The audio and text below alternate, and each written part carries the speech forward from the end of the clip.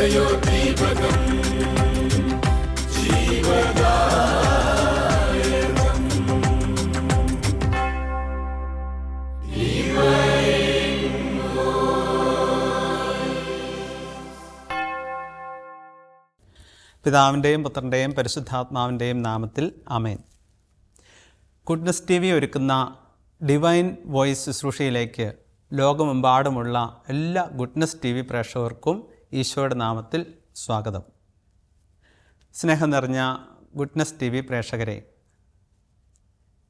ഇന്നത്തെ നമ്മുടെ ശുശ്രൂഷ നിമിഷങ്ങളിൽ കർത്താവ് തൻ്റെ വലിയ കരുണയും അഭിഷേകവും ശ്രവിക്കുന്ന, ഗ്രഹിക്കുന്ന, ശ്രദ്ധിക്കുന്ന നമ്മളിലേക്ക് ചൊരിയട്ടെ എന്ന് ആദ്യമേ തന്നെ ആശംസിക്കുകയാണ്, പ്രാർത്ഥിക്കുകയാണ്.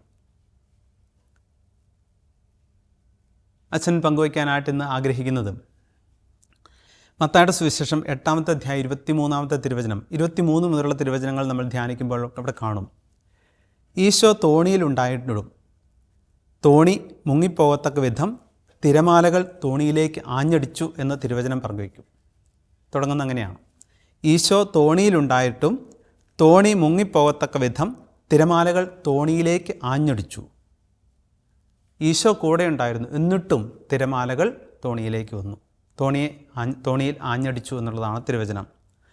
എന്തുകൊണ്ട് ഈശോ ഉണ്ടായിട്ടും തിരമാലകൾ തോണിയിൽ ആഞ്ഞടിച്ചു എന്നുള്ളതാണ് നമ്മുടെയൊക്കെ ചോദ്യം. യഥാർത്ഥത്തിൽ ഉത്തരം കിട്ടാത്തൊരു ചോദ്യമാണ്. ഈശോ ഉണ്ടായിട്ടും എന്തേ സംഭവിച്ചത്? നമ്മൾ പലപ്പോഴും ചിന്തിക്കാറുള്ള ഒരു കാര്യമാണ്, ഞാനിവിടെ ഉണ്ടായിരുന്നിട്ടും എന്തേ സംഭവിച്ചു? ഞാൻ കൂടെ നിൽക്കുക, പക്ഷെ കൊച്ചു വീണു. പല മാതാപിതാക്കളും ഉത്തരമില്ലാത്ത ചോദ്യമായിട്ട് ഉത്തരത്തിന് വേണ്ടിയിട്ട് കഷ്ടപ്പെട്ട് അലയുന്നത് കണ്ടിട്ടുണ്ട്. എന്താണെന്നറിയോ? ഒപ്പമുള്ള മക്കളാണ്, കൂടെയുണ്ട് മാതാപിതാക്കൾ, എന്നിട്ടും മകൾ പ്രണയബന്ധത്തിൽപ്പെട്ട് ഇറങ്ങിപ്പോയി. വീട്ടിൽ നിന്ന് ഇറങ്ങിപ്പോയി. പെൺമക്കളെക്കുറിച്ച് ആകുലപ്പെടുന്ന, ഉത്കണ്ഠപ്പെട്ടിട്ടുള്ള മാതാപിതാക്കളെ അറിയാം. കൂടെ ഉണ്ടായിരുന്നിട്ടും, ഞങ്ങൾ കൂടെയുണ്ട് എപ്പോഴും, എന്നും ഇവിടെയുണ്ട്, അവരും എപ്പോഴും ഇവിടെയുണ്ട്, എന്നിട്ടും ഇവിടെ നിന്ന് ഇറങ്ങിപ്പോയി. എന്താ ഇങ്ങനെ?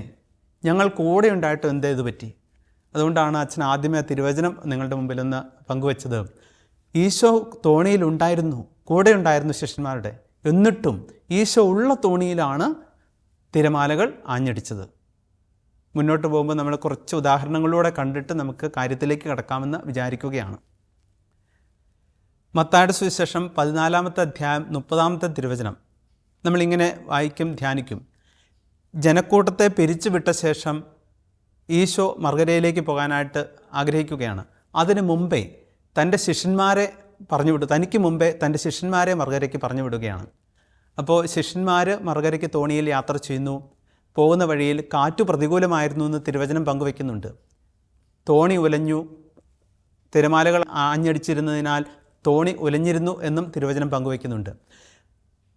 അവർ സഞ്ചരിച്ച രാത്രിയുടെ 4-ാം യാമത്തിൽ ഈശോ കടലിന് മീതെ നടന്ന് ശിഷ്യന്മാരുടെ അടുത്ത് എത്തുന്നുണ്ട്. തോണി ഒലഞ്ഞു, കാറ്റ് പ്രതികൂലമായിരുന്നു. അങ്ങനെ പ്രക്ഷുബ്ധമായ അന്തരീക്ഷത്തിൽ ഈശോ അവരുടെ സഞ്ചരിച്ചിരുന്ന തോണിയുടെ അടുത്തേക്ക് എത്തുന്നുണ്ട് നടന്ന്. അപ്പോൾ ഇത് കണ്ടു കഴിഞ്ഞപ്പോൾ, ഈശോ വരുന്നത് കണ്ടു കഴിഞ്ഞപ്പോൾ അവർ ഭൂതമാണെന്ന് വിചാരിച്ചു. കാരണം അവർക്കൊരിക്കലും ഉൾക്കൊള്ളാനായിട്ട് പറ്റിയില്ല ഈശോ കടലിന് മീതെ നടന്നു വരുന്നതിനെക്കുറിച്ച്. അതുകൊണ്ട് ഭൂതമെന്ന് വിളിച്ചുകൊണ്ട് അവർ അസ്വസ്ഥപ്പെടുകയാണ്. അപ്പോൾ ഈശോ അവരോട് പറയുന്നുണ്ട്, ശിഷ്യന്മാരോട് പറയുന്നുണ്ട്, ധൈര്യമായിരിക്കുവാൻ, ഭയപ്പെടേണ്ടത് ഞാനാണ്.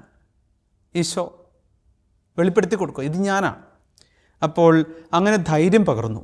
ഉടനെ ധൈര്യം പകർന്ന് കിട്ടിക്കഴിഞ്ഞപ്പോഴേക്കും ശിഷ്യന്മാരിൽ പ്രമുഖനായ പത്രോസ് പറഞ്ഞെന്താ? അവനുടനെ ഇടപെട്ടു, അത് അങ്ങാണെങ്കിൽ ഞാൻ അങ്ങയുടെ അടുത്തേക്ക് വരാനായിട്ട് കൽപ്പിക്കണമേ.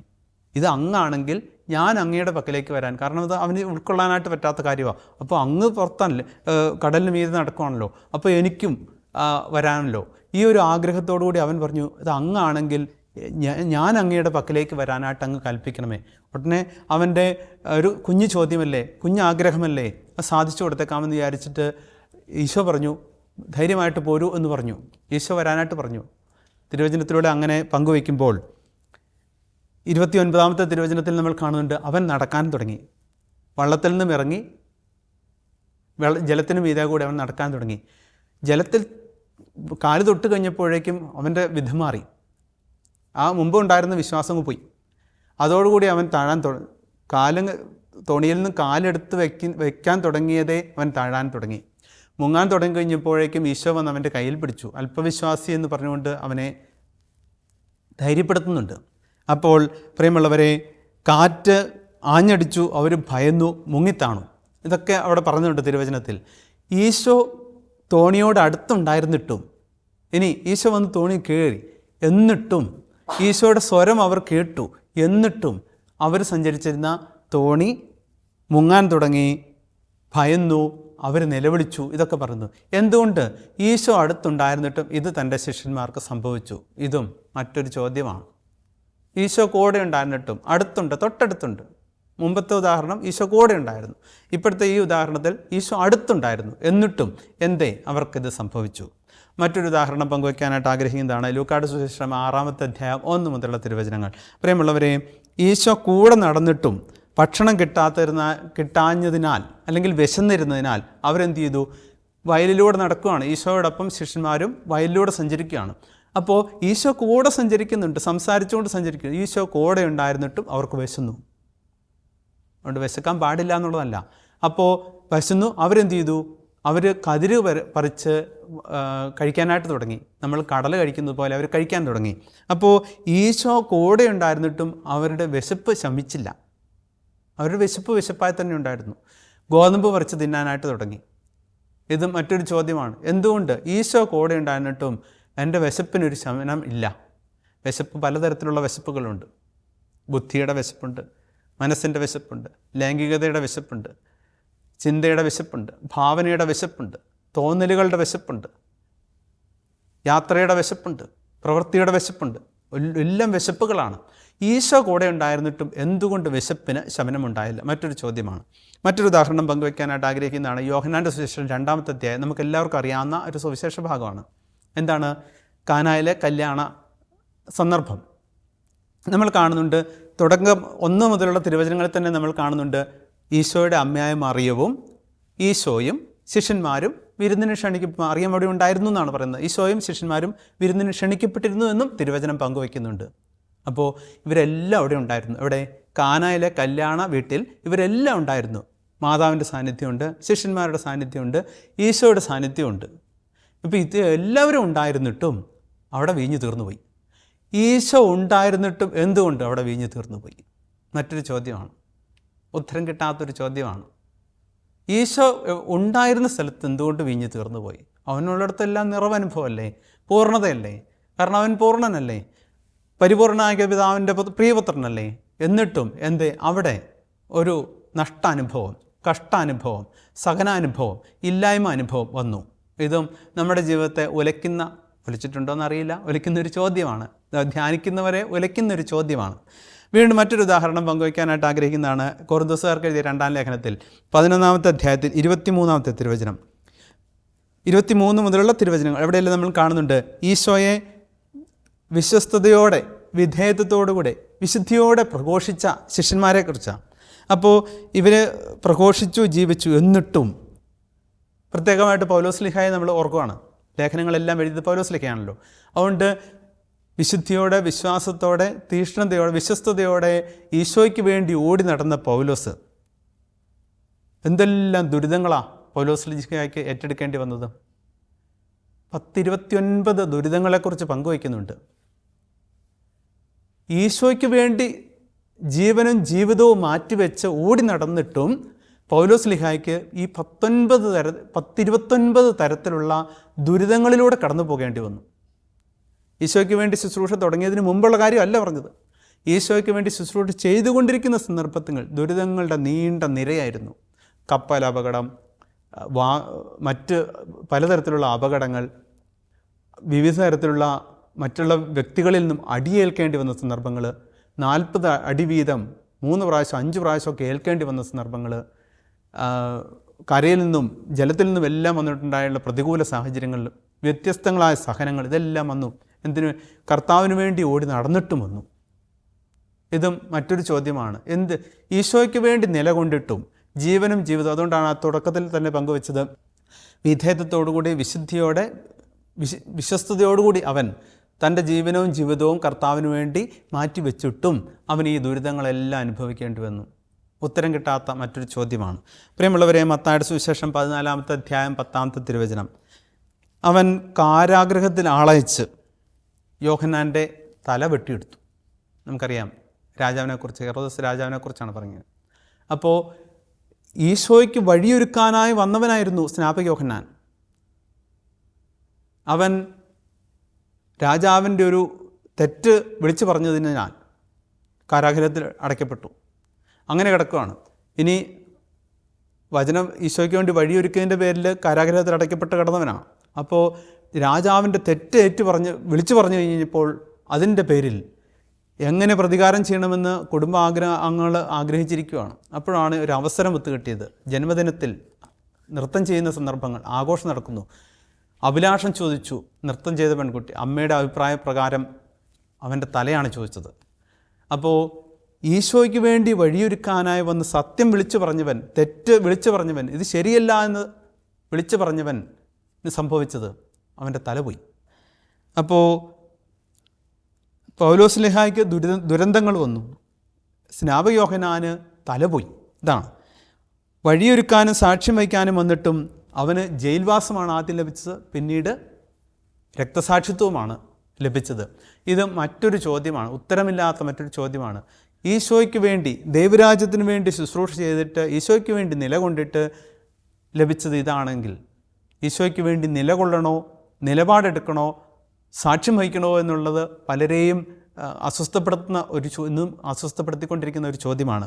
മുന്നോട്ട് പോകുമ്പോൾ നമ്മൾ കാണും, യോഹന്നാൻ്റെ സുവിശേഷം 11-ാമത്തെ അധ്യായത്തിൽ 5 മുതലുള്ള തിരുവചനങ്ങൾ നമ്മൾ വായിക്കുമ്പോൾ കാണും ലാസറിൻ്റെ ഭവനം ചുറ്റുപാടല്ല. അപ്പോൾ ഈശോ ഒത്തിരി സ്നേഹിച്ചിരുന്നവരായിരുന്നു ലാസറിൻ്റെ 2 സഹോദരിമാരും എന്ന തിരുവചനങ്ങളിലൂടെ നമ്മൾ മനസ്സിലാക്കുന്നുണ്ട്, ധ്യാനിക്കുന്നുണ്ട്. അപ്പോൾ ഈശോ ഒത്തിരി സ്നേഹിച്ചിരുന്നവനായിരുന്നു ലാസർ. എന്നിട്ടും ലാസർ മരിച്ചു. ഈശോ അതുപോലെ സ്നേഹിച്ചിരുന്ന വ്യക്തി പോലും മരിച്ചുപോയി. അപ്പോൾ ഈശോയെ ഞാൻ സ്നേഹിക്കണോ എന്ന് ചിന്തിക്കുന്ന പലരുണ്ട്. ഈശോ എന്തിനാ സ്നേഹിക്കുന്നതെന്ന് ചോദിക്കുന്നവരുണ്ട്. ഈശോയ്ക്ക് വേണ്ടി ഇത്രയും നാളായിട്ട് എൻ്റെ കുടുംബത്തിൽ ഇങ്ങനെ ഒരു മരണം വന്നു, എൻ്റെ മകൾ, പങ്കാളി അകാലത്തിൽ മരണമടഞ്ഞു. ഉത്തരം കിട്ടാത്തൊരു ചോദ്യമാണ് പ്രിയമുള്ളവരെ. ജോബിൻ്റെ പുസ്തകത്തിൽ നമ്മൾ കാണും, 1-ാമത്തെ അധ്യായത്തിൽ തന്നെ നമ്മൾ കാണുന്നുണ്ട്, ദൈവപ്രമാണങ്ങൾ കുറ്റമറ്റ വിധം അനുസരിച്ച് നിഷ്ഠയോടെ തമ്പുരാനു വേണ്ടി നിലകൊണ്ട് ജീവിച്ച വിശ്വസ്തനായിട്ടുള്ള ഒരു മകനായിരുന്നു ജോബ്. എന്നിട്ടും ജീവിതത്തിൽ ജോബിന് ദുരന്തങ്ങൾ അനുഭവിക്കേണ്ടി വന്നത്. ദുരിതങ്ങൾ നമ്മൾ കാണുന്നുണ്ട്. ശരീരം മുഴുവൻ അലിഞ്ഞുപോയ സന്ദർഭങ്ങൾ, അസ്ഥി മാത്രമായിരുന്ന സന്ദർഭം, അതിനെക്കുറിച്ചൊക്കെ വചനങ്ങളിൽ കൃത്യമുണ്ട്. കർത്താവിന് വേണ്ടി വിശ്വസ്തയോടെ ജീവിച്ചിട്ടും ശരീരം മുഴുവൻ അഴുകിപ്പോവുക എന്ന് പറഞ്ഞാൽ ചിന്തിക്കാൻ പറ്റുന്ന കാര്യമാണ്. മറ്റൊരു ചോദ്യമാണ്, ഉത്തരം കിട്ടാത്തൊരു ചോദ്യമാണ്. അപ്പോൾ മുന്നോട്ട് പോകുമ്പോൾ നമ്മൾ കാണും ദാനിയേൽ പ്രവാചകൻ്റെ പുസ്തകത്തിൽ 6-ാമത്തെ അധ്യായത്തിൽ നമ്മൾ കാണും, ദാനിയേൽ പ്രവാചകൻ നമ്മൾ കാണുന്നുണ്ട്, മട്ടുപ്പാവിൽ പോയിരുന്ന ദിവസത്തിൽ 3 പ്രാവശ്യം ദൈവമായിട്ടുള്ള പ്രാർത്ഥനയിൽ ചിലവഴിച്ചിരുന്ന വ്യക്തിയാണ്. പ്രവാചകനാണ്, ദൈവത്തിൻ്റെ പ്രവാചകനായിരുന്നു. മനുഷ്യജീവിതത്തിൽ ദൈവിക കാര്യങ്ങൾ പറഞ്ഞു കൊടുത്ത് ഇടപെട്ടിരുന്ന വ്യക്തിയായിരുന്നു. എന്നിട്ടും ദാനിയേൽ പ്രവാചകന് കിട്ടിയത് എന്താണ്? സിംഹക്കുഴിയാണ്.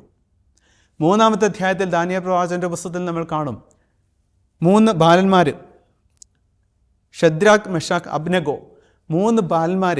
അവർ കർത്താവിന് വേണ്ടി നിലകൊണ്ടതിൻ്റെ പേരിൽ അവർക്ക് ലഭിച്ചത് എന്താണ്? തീച്ചൂളയാണ്. തീച്ചൂള അനുഭവത്തിലൂടെ കടന്നു പോകേണ്ടി വന്നു.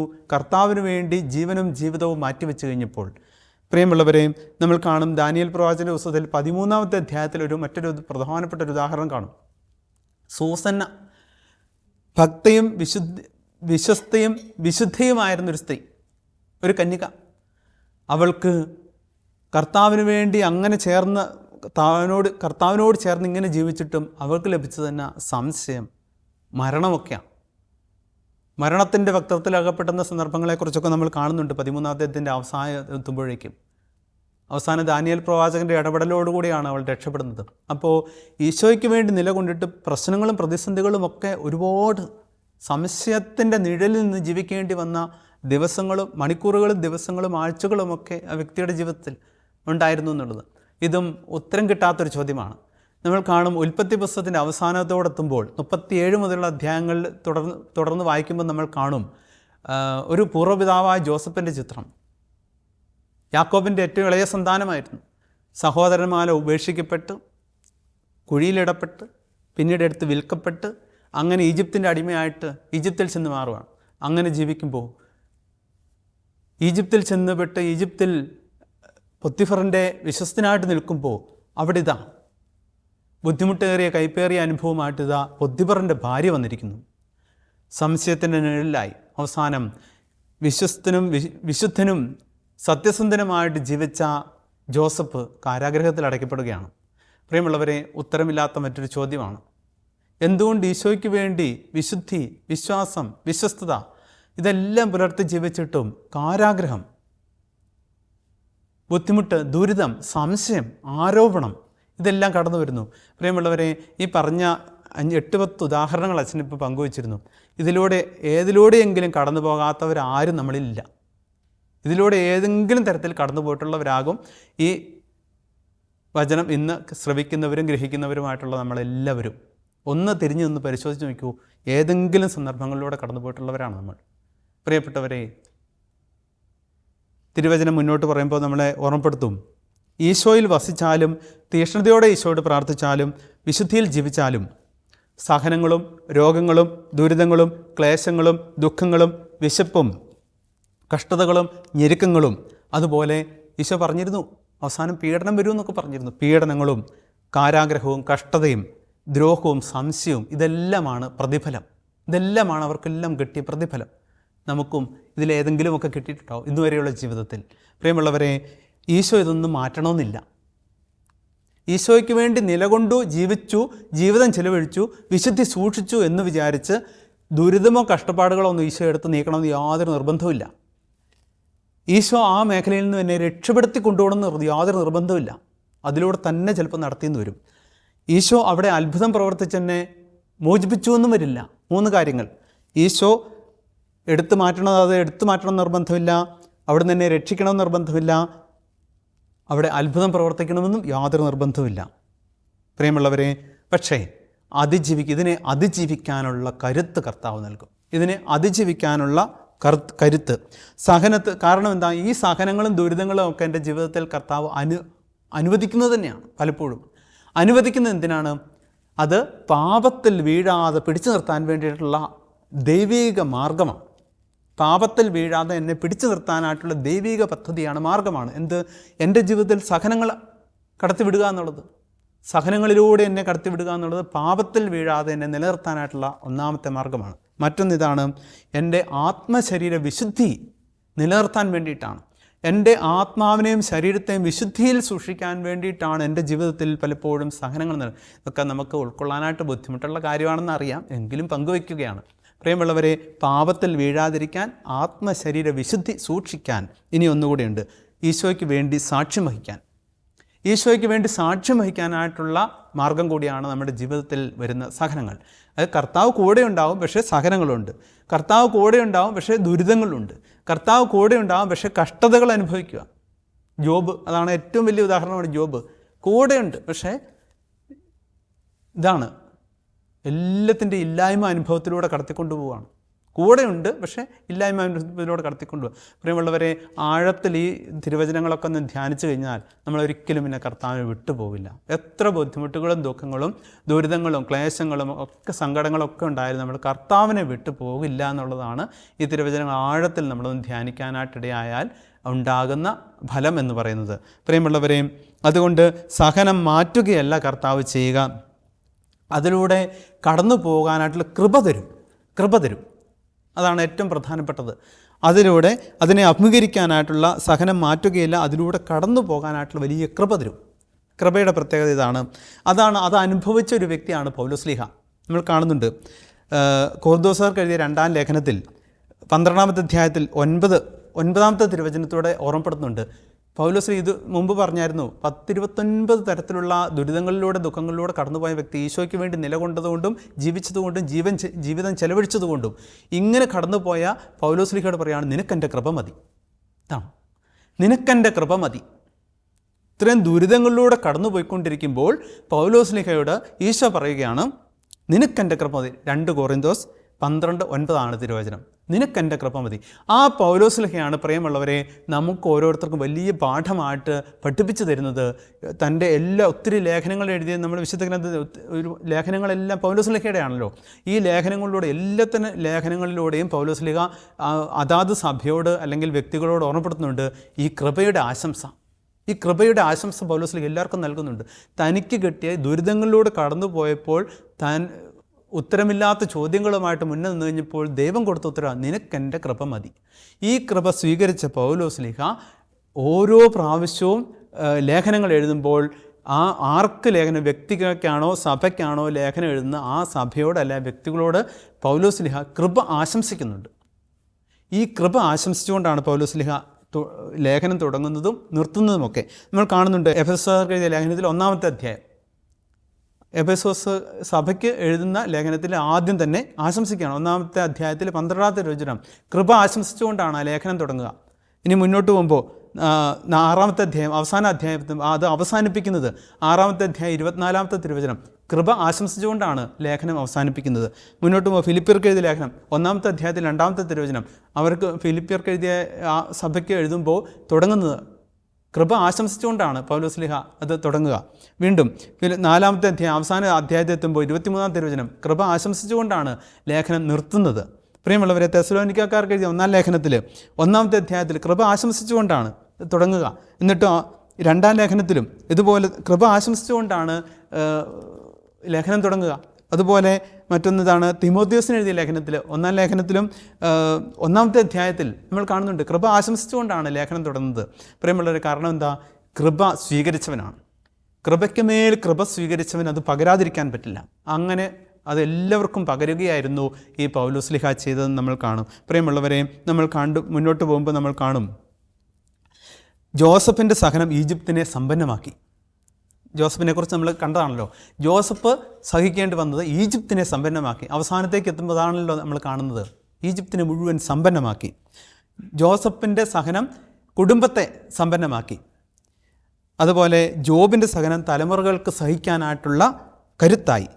കല്യാണ വീട്ടിലെ സഹനം അവിടെ അഭിഷേകമായി. പ്രിയമുള്ളവരെ, നമുക്ക് ഈ ചിന്തകളെ നമുക്ക് ധ്യാനിച്ച് ജീവിതത്തിൽ സ്വന്തമാക്കാനായിട്ട് സാധിക്കട്ടെ. ജീവിതത്തിൽ വരുന്ന സഹനങ്ങളെ, ദുരിതങ്ങളെ, ബുദ്ധിമുട്ടുകളെ ഒക്കെ കർത്താവിൻ്റെ കരുത്തോടെ സ്വീകരിക്കാൻ നമ്മൾ അതാണ് കണ്ടത്. അതിജീവിക്കാൻ കൃപ, ആത്മശരീര വിശുദ്ധിയിൽ ജീവിക്കാൻ കൃപ, പാപത്തിൽ പെടാതിരിക്കാൻ കൃപ, സാക്ഷ്യം വഹിക്കാൻ കൃപ. അതിന് നമ്മൾ ഓരോരുത്തർക്കും ഈ വചനങ്ങളെല്ലാം കൃപ നൽകട്ടെ, അഭിഷേകം നൽകട്ടെ, ശക്തി നൽകട്ടെ എന്ന് ആശംസിക്കുന്നു, പ്രാർത്ഥിക്കുന്നു. ആമേൻ.